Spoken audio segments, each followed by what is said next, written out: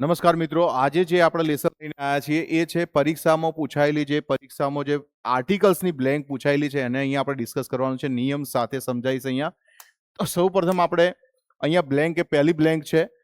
A is a dash indefinite article. મિત્રો અહીંયા અની વાત કરી છે, આર્ટિકલ એની. Indefinite article an, the, none અને એનો ઓપ્શન અહીંયા છે એ. ઓકે, તો અહીંયા આપણે જોઈશું કે અહીંયા એનો પ્રોનાઉન્સિએશન શું થાય છે. ઈ બોલાય છે. ઈ બોલાય છે એટલે સ્વરનું પ્રોનાઉન્સિએશન થાય છે, અને સ્વરનું થાય છે વી નો અબાઉટ ઇટ, એટલે એનો આર્ટિકલ આવશે એન આવશે. એટલે આન્સર આપણો આવશે an. Keep in the mind. હવે એની જગ્યાએ અહીંયા ધ આવે. સપોઝ ધ પૂછે તો the is a dash definite article.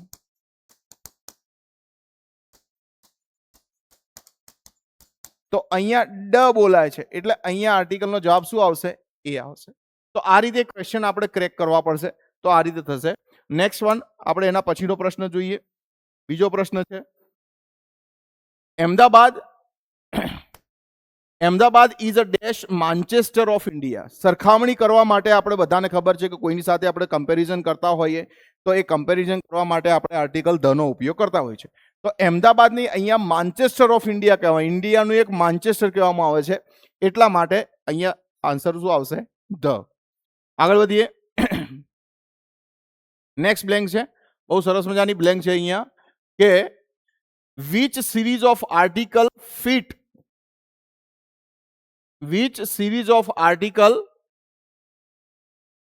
in this sentence dash means no article. ચોકડી હશે તો નો આર્ટિકલ તરીકે લખવાનું છે, મતલબ એ જગ્યાએ કોઈ આર્ટિકલ આવતો નથી.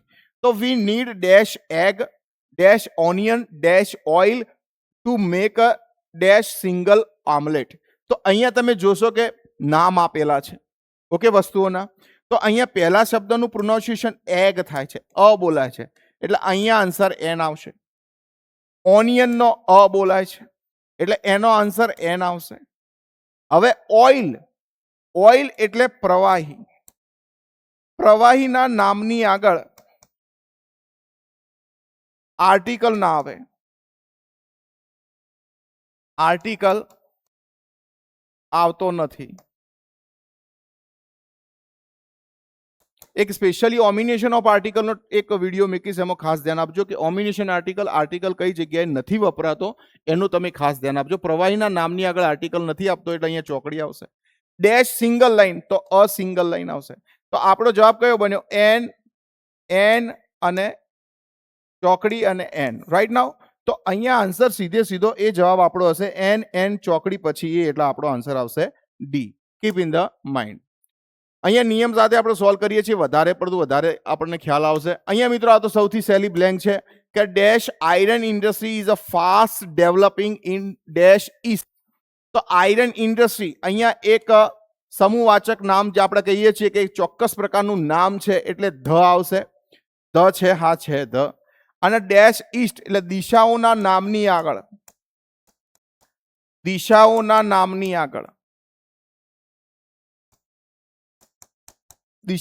નામ લખી દઈએ આપણે. સાઉથ હોય, ઈસ્ટ હોય, વેસ્ટ હોય કે પછી નોર્થ હોય, આ બધાના નામની આગળ ધ આવશે એટલે આનો આન્સર ધ આવશે. તો બંનેના આન્સર ધ હશે. તો સી ઓપ્શન આપણો સાચો છે. તો આમાંથી બે નિયમો મળ્યા. કોઈ ઇન્ડસ્ટ્રી ચોક્કસ નામ હોય તો ધ આવે અને દિશાઓના નામની આગળ પણ ધ આવશે. મૂવ ઓન, આગળ વધીએ. સરસ મજાનો ક્વેશ્ચન છે આ કયો કે dash CBI has been watching dash ISI game plan. તો મિત્રો આ પણ પરીક્ષામાં પૂછાયેલો પ્રશ્ન છે. તો સીબીઆઈ જે છે એ સંસ્થાનું નામ છે, આઈએસઆઈ પણ સંસ્થાનું નામ છે. આવા સંસ્થાકીય નામો હોય, કીપ ઇન ધ માઇન્ડ. સંસ્થાકીય નામની આગળ ધ આવે અને ડિગ્રી દર્શાવતા નામની આગળ એ અથવા એન આવે. જો એક બ્લેન્ક ઉપરથી બે નિયમો આપી દીધા તમને. કયા? કે ડિગ્રીના નામની આગળ મિત્રો એ અને એન આવે, જ્યારે સંસ્થાકીય નામોની આગળ ધ આવશે. તો આ બંને સીબીઆઈ ને આઈએસઆઈ બંને સંસ્થાકીય નામો છે, તો બંને આગળ ધ આવશે. Keep in the mind. આગળ વધીએ. નેક્સ્ટ વન, 6 નંબરનો ક્વેશ્ચન. અહીંયા જોશો, dash Mars mission of India was dash great success. કેટલો ઇઝી ક્વેશ્ચન છે. Mars mission of India, Mars એટલે ચંદ્રયાનનું જે મંગળયાનનું જે મિશન હતું એની વાત કરી છે, માર્સ. ઓકે, તો એ મિશન એક ચોક્કસ પ્રકારનું હતું, માર્સનું હતું. ચોક્કસતા દર્શાવી એટલે ત્યાં શું આવશે મિત્રો? ધ આવશે. ડેશ ગ્રેટ સક્સેસ વિશેષણ છે, કોમન ચીજ છે, એટલે અહીંયા ઘ એટલે એ આવશે. તો ધ અને એ આન્સર આપણે ક્લિક કરીશું. Okay, keep in the mind. આગળ વધીએ. 7th નંબરનો question. Please move in dash line. તો અ લાઇન આવશે, બીજો એન કે ધ નહીં આવે, કારણ કે ચોક્કસતા દર્શાવી નથી, એટલે લાઇનની અંદર આગળ વધો તો અ લાઇન સિંગલ છે. Okay, move on. Next one.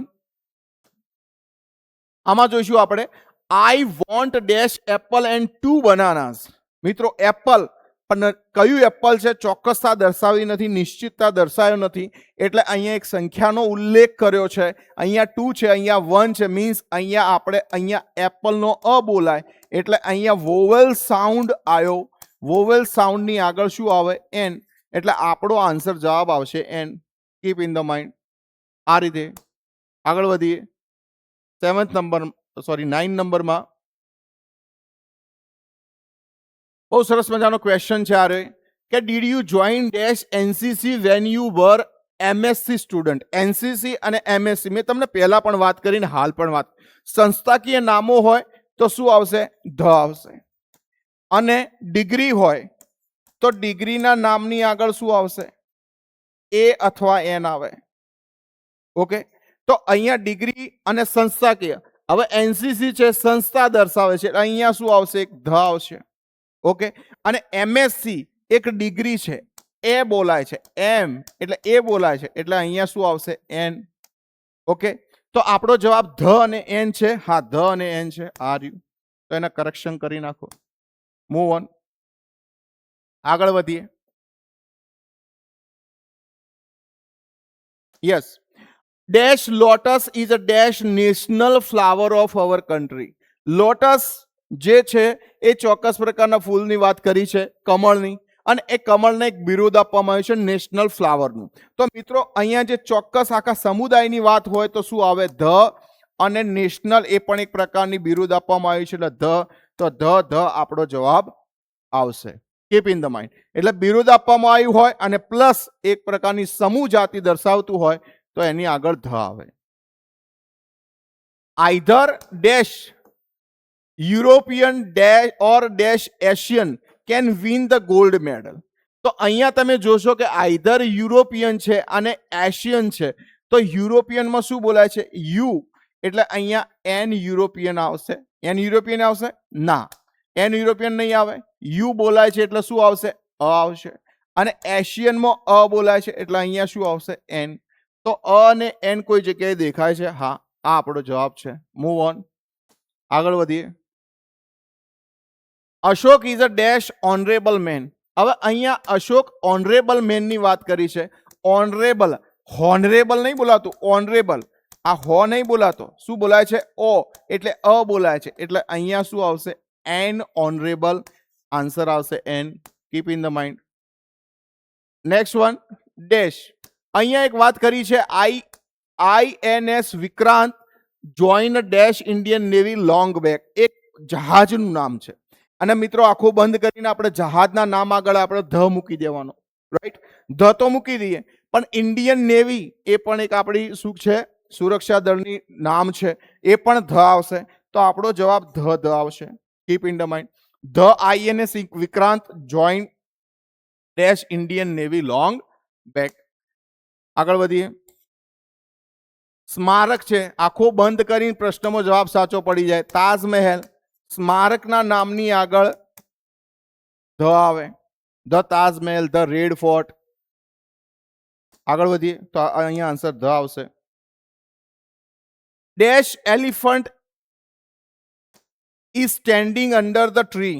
મતલબ આખો સમૂહ જાતિ દર્શાવ્યું નથી, ખાલી એક હાથીની જ વાત કરી છે અને એલિફન્ટ કોઈ ચોક્કસ નથી, એટલે અહીંયા આવશે એન, કારણ કે એલિફન્ટ શું બોલાય છે? એ બોલાય છે, એટલે જવાબ એન આવશે. Keep in the mind. આગળ વધીએ. પ્રશ્નો સહેલા છે, નિયમ યાદ રાખવાનો છે. Vikas secure the dash first rank. હવે ક્રમવાચક શબ્દની આગળ શું આવશે? ધ ફર્સ્ટ લખાય. ઓકે, સેકન્ડ હોય, અરે યાર, SECOND સેકન્ડ હોય તો ધ આવશે. હવે જુઓ, ઘણીવાર આપણે બધા નંબર જ યાદ રાખતા હોય, પણ આવું ઘણીવાર હોય, ખાલી જગ્યા લાસ્ટ, તો ધ લાસ્ટ આવશે. બીકોઝ એક પ્રકારનો આપણો ક્રમ દર્શાવ્યો છે. તો ક્રમવાચક શબ્દની આગળ શું આવશે? ધ આવશે. આ યાદ રાખજો. આગળ વધીએ. 17 નંબરમાં ઓનલી, બહુ સરસ મજાનો ક્વેશ્ચન છે. Only dash Valmiki can write Ramayana. મિત્રો, ઓનલી પછી, નિયમ અહીંયા લખું છું, નોટ કરવો તો કરી લેજો બધા. ઓનલી પછી ખાલી જગ્યા હોય, ઓનલી પછી ખાલી જગ્યા હોય, અને ખાલી જગ્યા પછી, આ ખાસ યાદ રાખજો, ખાલી જગ્યા પછી કોઈ નું નામ હોય ત્યારે એ અથવા એન આવે છે. 99%. ઓકે, 99% એ અથવા એન આવે, અને પાછળની ખાલી જગ્યા તો એની રીતે હોય છે. તો અહીંયા તમે જો વાલ્મીકી જે છે વ બોલાય છે, એટલે અહીંયા શું આવશે? અ આવશે. અને રામાયણ, તમને મને બધાને ખબર છે કે one kind of the EPIC આવે છે, એટલે રામાયણ હોય, મહાભારત હોય તો ધ આવે. એટલે ઓનલી પછી ખાલી જગ્યામાં જેવું નામ એ પ્રકારનું એ અથવા એન આવે. આગળ વધીએ. ખાલી જગ્યા only dash MD can cure dash chronic disease. મિત્રો, અહીંયા ઓનલી પછી ખાલી જગ્યા છે. હવે એમડી જે છે, એમડી એ શું છે? ડિગ્રી છે. શું છે? ડિગ્રી. ડોક્ટરની ડિગ્રી આપણે કહીએ માસ્ટર ઓફ ડોક્ટરની ડિગ્રી છે. તો અહીંયા ડિગ્રી આગળ મેં તમને પહેલા કીધું કે એ અથવા એન આવે, પણ અહીંયા એન આવશે, કારણ કે એમડી એ બોલાય છે, ડિગ્રી આગળ એ અથવા એન આવે, તો અહીંયા એન આવશે. ક્રોનિક ક બોલાય છે, એટલે અહીંયા અ આવશે. તો એન અને અ, આ જવાબ આપણો સાચો. મૂવ ઓન, આગળ વધીએ. Narendra Modi one of the best blank. Narendra Modi is dash of India, a chief minister of India, the prime minister of India, the president of India, the prime minister of India. તો મિત્રો, તમને બધાને મને ખબર છે કે પ્રાઇમ મિનિસ્ટર તો છે, પણ ધ મૂકવો કે અ મૂકવો? સિંગલ પર્સન છે તો અ મૂકવું ના, ચોક્કસતા દર્શાવી છે, એક હોદ્દો છે, એટલે શું આવશે? ધ આવશે. ધ પ્રાઇમ મિનિસ્ટર આવશે. એ રીતે બીજા નામો હોય, એટલે કોઈક વ્યક્તિનો હોદ્દો, યસ, હોદ્દો જ કહેવાય.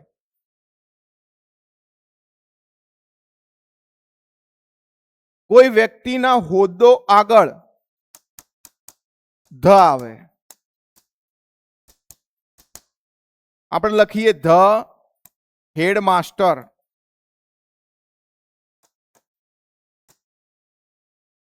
જેને ધ મેનેજર, બરોબર છે,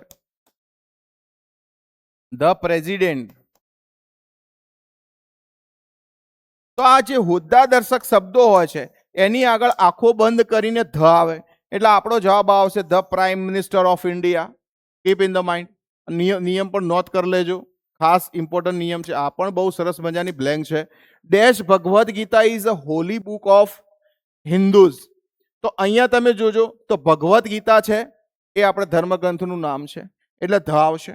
okay, Holi book of Hindus, તો આમાં પણ ધ આવશે, અને રિલિજિયન્સના નામની આગળ પણ ધ આવશે, એટલે ધ વાળો જવાબ આપણો સાચો થશે. આમાં ધર્મ પુસ્તકોના નામની આગળ, ધર્મ પુસ્તકોના નામની આગળ ધ આવે, keep in the mind. Okay, અને બિફોર રિલિજિયસ નેમ, અરે યાર, બિફોર